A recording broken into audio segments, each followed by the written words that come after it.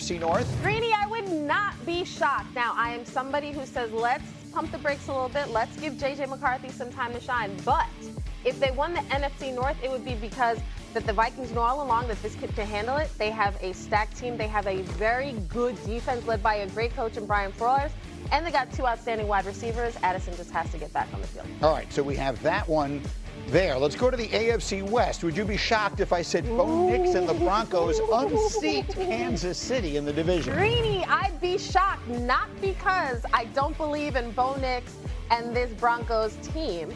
It's just because it'd be year 2 of him being in the NFL, and they have Patrick Mahomes in the division. I think this is an ascending team, but in the AFC West this season, I don't think so. I think it's the best division in the sport. And then here's the last one again. I've said it over and over again. This is my favorite story in the league right now. Yeah. Would you be shocked if Travis Hunter plays essentially every snap this year both ways? Greeny, I would be shocked, but here's what I do know. Travis Hunter damn well is going to try to. Because he thinks that he is a unicorn. We've used that word to describe him. He wants to do it, and he has an organization that is desperate for playmakers. I just don't think it is physically, humanly possible. Well, that's the point. So reporters asked Travis Hunter about his expectations when it comes to his workload on both sides of the ball this season. Listen to what he said. How many plays do you think you can play? You think you can play them all? Yeah. I definitely think I could play them all. If I didn't think I could play them all, I wouldn't be trying to do it. But what makes you able to do that? Nobody's ever done that. What makes you capable of doing that? Just my mental. You got to have the right mindset going into it. You got to have the right knowledge. You got to understand what you're doing when you're going out there. You got to understand how to take care of your body, too. So, look, I mean, there's so much to love about Travis Hunter, right? Everything about him as a player, everything you know about him as a person. I want to see it happen. I also, as a person who has followed sports all my life, I want to see something I've never seen. Shohei Ohtani is something I've never seen.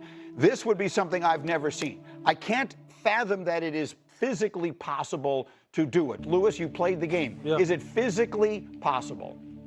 I would say no to play 100% of the snaps or even upwards of 90% of the snaps. Playing 125, 130 snaps a game for 17 games, I would say that's not possible to do at a high level. Let's put it that way. At a level that's commensurate with where he was selected. But I will also say this. The young man is a freak. And I know we throw that term around loosely, but this guy's different. He's different. I'm with Dom, though. I think the majority comes on defense. I say, maybe tops 100 snaps a game, 90 snaps a game maybe. But 120, 130, you're getting a rare air there. I don't know. I don't even know how to think about that. I'm glad you used the words rare air. Dominique, I want to show you something. Hembo put this together for me. Can we put up B34? This is what Travis Hunter did in college. He averaged 113 snaps per game.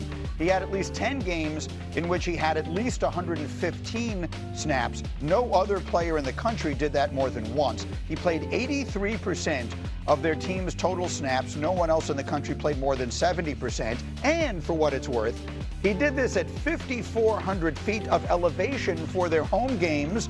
For the record, Jacksonville, Florida is 15 feet above sea level. So the conditioning, the cardio, Dominique, is there. Come on, you played corner. Can you have played a game? Yeah. Can a person play an entire game at corner and play more than half of it on offense as well? A person can't, but a unicorn might be able to. And I love Hembo's stats, and I love Hembo's elevation, but I was walking by as my wife had on Good Morning America this morning, and I thought I saw 109 next to Jacksonville. So I don't give a damn about your elevation. It is thick down there.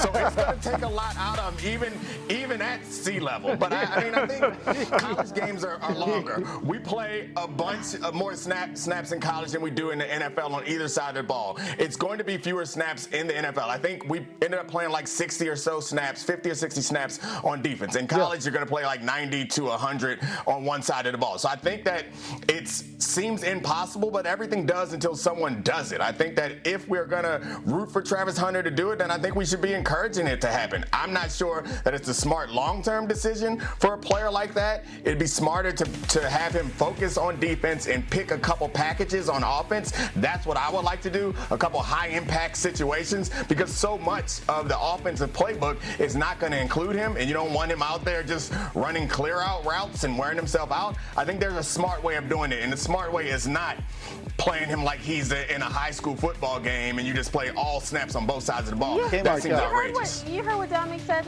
I don't know if that's the smart long-term play. I wouldn't do it, but hey, I want to see it. No. We need to rein this in, because the question that Travis was asked was like, why do you think you can do it? Nobody's done it before.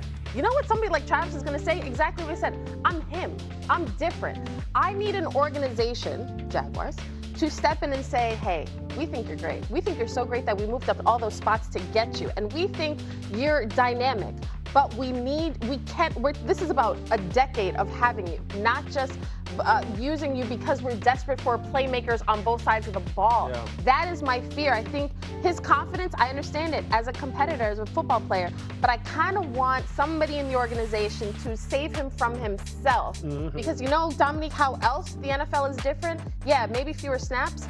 The hits a little bit more. Be going from the holdout to the hold in. Dominique, at what point do you think all this stuff with Hendrickson becomes an actual problem for their season? I think it's already become one, like given the history of this team and frankly the history of that this player's produced for them. Like you want to see that become a type of player that you reward. So I think it's already become an issue. And Trey Hendrickson strikes me as someone who is serious about this. I don't imagine that he plays at the start of this season, which will really be devastating for this team that notoriously has slow starts. Yes, if they don't get a deal done by then certainly. And Louis, you were making the point earlier that even if this goes another week or two, you have other concerns. Yeah, it's just the time missed. It's the time missed of getting into football shape, of getting your body acclimated to carrying the pads again, executing all the moves that you have to execute at game-type speed with someone else pushing on you. It just leads you down the road to possibly having to deal with soft tissue injuries of some sort. And then you know what happens? Let's just say he does get his money. Then he does get hurt. Then he is on the shelf. Then you got like your owner making Jerry Jones type comments saying, well, look what I did. Right. I paid him, then he went and got hurt on me. See, those are the kind of, that's why this needs to get done now, and Trey needs to get in there because he's earned it based on what he's done in the past and what he's going to do in the future going forward. Let's talk about another NFL star, and that's Jordan Love, Louis. He has this brand new target in this first-round pick, Matthew Golden. Remember, they hadn't drafted a receiver in the first round in forever, but they took this kid, and here he is catching a 60-yard touchdown in practice yesterday. Is he the key, in your view, Louis, to unlocking Jordan Love? I think he's one of them, and the reason why I say that is the fact that, look, Matthew is someone who is very dependable. You talk to his coaches down at Texas, that being Steve Sarkisian, he tells you this guy's the consummate pro who did nothing but continue to ascend. Jordan Love was plagued by what, like about the 5th highest drop percentage among his wide receivers last year, and that was a big problem for them. And on top of that, he had some issues against zone coverage. I think there's a number of different things that Jordan needs to have go his way in order for him to really ascend to where we're talking about him as a top 2-3 quarterback. Look, there's some people who work at our network who already believe he's that good. Yes. Okay, that he is a number one guy. I'm one of the people who believes he'll be top 5 this year. He has every tool in the book. He's got a great coaching staff. I think he's primed for a big year. By some people, you're talking at least in one case about